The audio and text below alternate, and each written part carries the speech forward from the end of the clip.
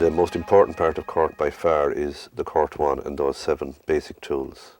CoRT1 is a series of directions in which we can put our attention.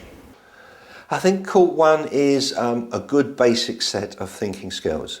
I think there's more, and certainly we've kind of used the Bono's work in parallel thinking, the 6 hats and so on. But I think certainly at the educational level for schools, the CoRT1 materials provide the core set of thinking skills. And if children have got that core set of thinking skills, they will be able to apply them and benefit from it. CoRT1 is about breadth. Breadth means the ability to see widely. Instead of just narrowly looking at what you want, to take a much bigger picture, to broaden your perception. It's like, for instance, giving a person a pair of glasses. If a person is short-sighted, giving them a pair of glasses will facilitate them to see far more. If children just treat the thinking as a lesson, something they do in thinking lessons, the impact is much less. What we have to think about is there are tools for solving problems, there are tools for designing solutions. Therefore, encouraging the children to apply the thinking at home, in the playground, wherever they are, is very helpful. In particular, one of the things we found was that if at the beginning of a thinking lesson, you get children to report back on their use of a previous skill, that dramatically increased its use, but also the skill with which children were able to do it. Many of our parents now take it to their own workplace, so it's actually gone beyond the school now. It's actually simple and practical to do. It's not a complex task, it's not going to involve major changes, and as long as they themselves are beginning to use and take seriously the whole issue of social emotional behaviour education, it fits well within that ethos, so it won't feel odd.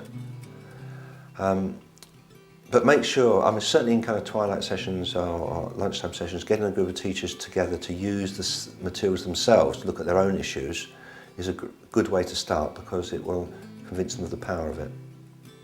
I think head teacher and teach would want to know how it's been trained, how teachers have been trained, what the impact has made on standards in education, what impact it's made on children's learning abilities, and how staff and parents have managed it. Teachers can be trained in a half day, and students' ability goes up by 40%. When they see the children using the CoRT, the reaction of staff in school is, I would love to do that, show me how to do that. It invariably has been that. If the principal likes the idea, then he invites us in to give a demonstration. I usually do that personally. I give a 2-hour demonstration, and I use about 4 or 5 of the tools so they get the idea. And then I ask them at the end of it to count up the ideas I had in that time. And usually they're quite astounded to learn the number of ideas I've had in such a short time. And then I ask the other question, what if I was only brainstorming? Without the tools, would you have as many answers? And they all say no. The reaction of children and parents, quite interestingly, was a response I remember from children, or actually is quite general from children. Would it be possible to do this with our parents? Because the parents at home found that in discussions at home that the children were actually automatically using CoRT tools to assess ideas, even if it's a family holiday or something that's proposed in the household. The children would automatically use CoRT tools, which the parents found amazing. And the parents then invariably wanted to know, well, could you do some of that with us?